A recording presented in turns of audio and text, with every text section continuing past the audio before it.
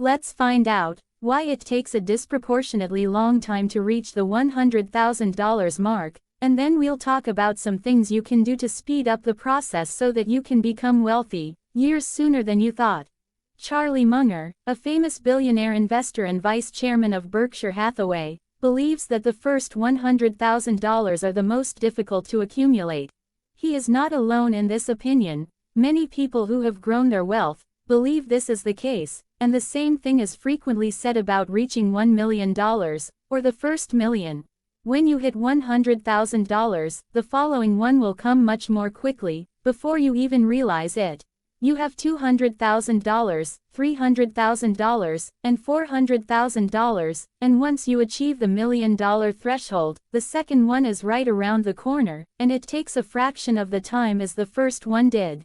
This is heartening for those who feel their money is increasing slower than we would want, yet, why exactly does it get easier? The process of beginning to invest is one obstacle that many people face. Investing can seem a low priority, so it's often put off until later. Before you know it, you're scratching your head, trying to figure out how you're going to retire. How many individuals do you know who would begin investing if they had more money? When they start earning more money, they will begin investing. Putting off investing until you have more cash is like waiting for a fire to get going before adding wood. Investing is something you do not do because you already have plenty of money. Instead, you invest because you desire more money. Risk is another typical reason.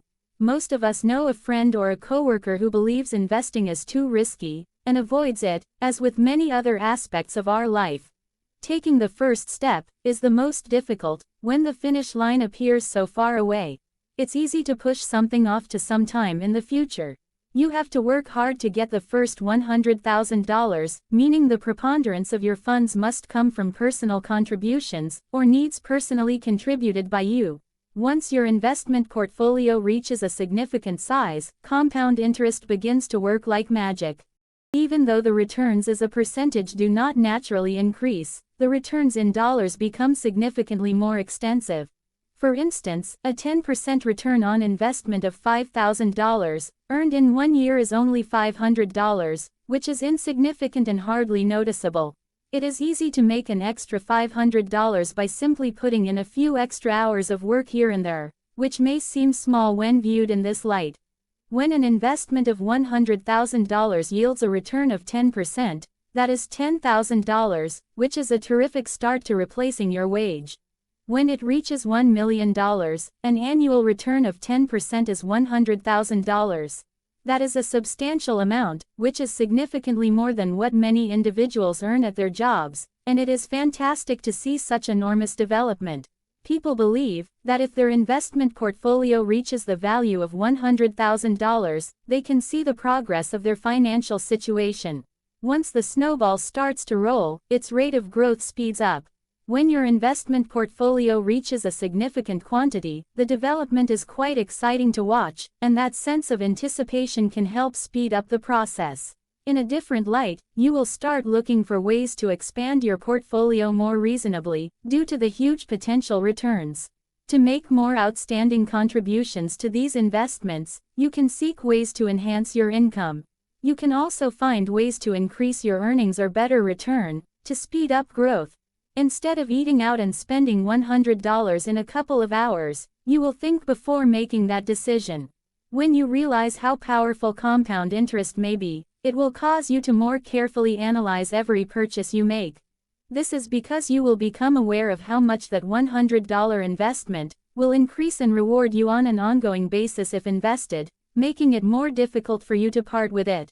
For example, if you spend $100 on a restaurant, that money is gone forever. However, if you had invested that money, it could have rewarded you with $10 the first year it's invested, $11 the following year, and $12 the next year. Of course, $100 isn't a large amount, but if you make it a practice to save $100 in different categories regularly, that will add up. The more money you make, the more possibilities you have, and this will become increasingly clear to you as time goes on.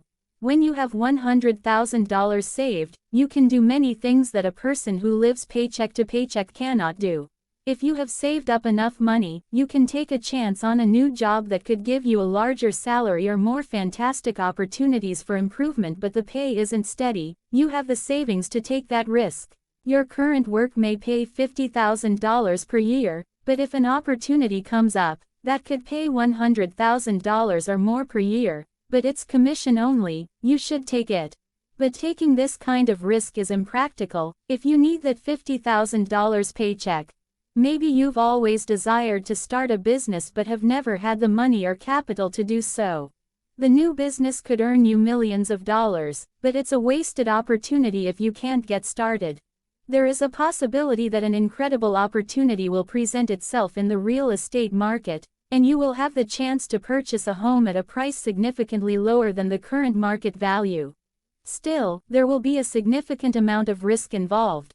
While it is not always the best choice to cash out your investments, the reality remains that you have the option if you need to, or if a once-in-a-lifetime chance arises. A person with a small amount of savings is much more restricted in what they can do.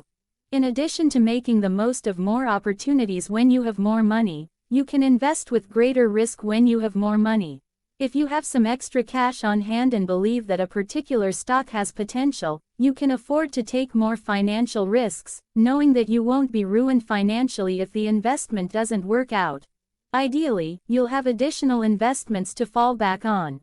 You have enough money saved up that if someone else offers you the chance to invest in a business that doesn't work out, you won't go bankrupt. Someone with little money saved up likely doesn't have the opportunity to invest in something like this. You may do several things to get the process forward more quickly if you are still working toward the $100,000 mark. Because most of these funds will be money you earned personally, you need to concentrate on increasing the amount of money in your savings. You will find that this is the most effective method for speeding up the process. It would help if you increased your income to save more money regularly. This could be done by working an additional job on the weekends or a couple of nights each week, at which point the extra income could be saved immediately. Consider launching a part-time endeavor that could bring in some additional funds. It may be a side business that would bring in some extra income. Be careful, and do not waste money on things that aren't necessary. Do you want to spend $100 on eating out, or would you save that amount for special occasions, or add it to your savings instead?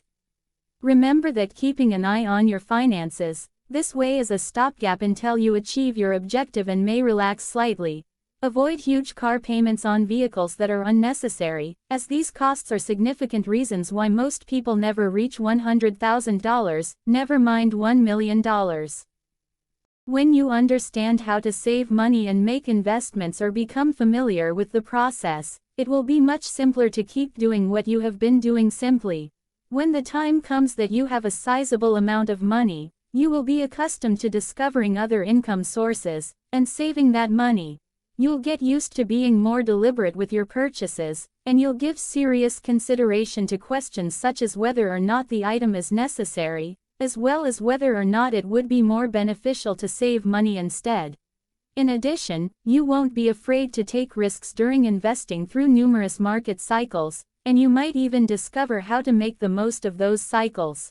According to Charlie Munger, after reaching the $100,000 mark, you may slightly take your foot off the throttle and speed up.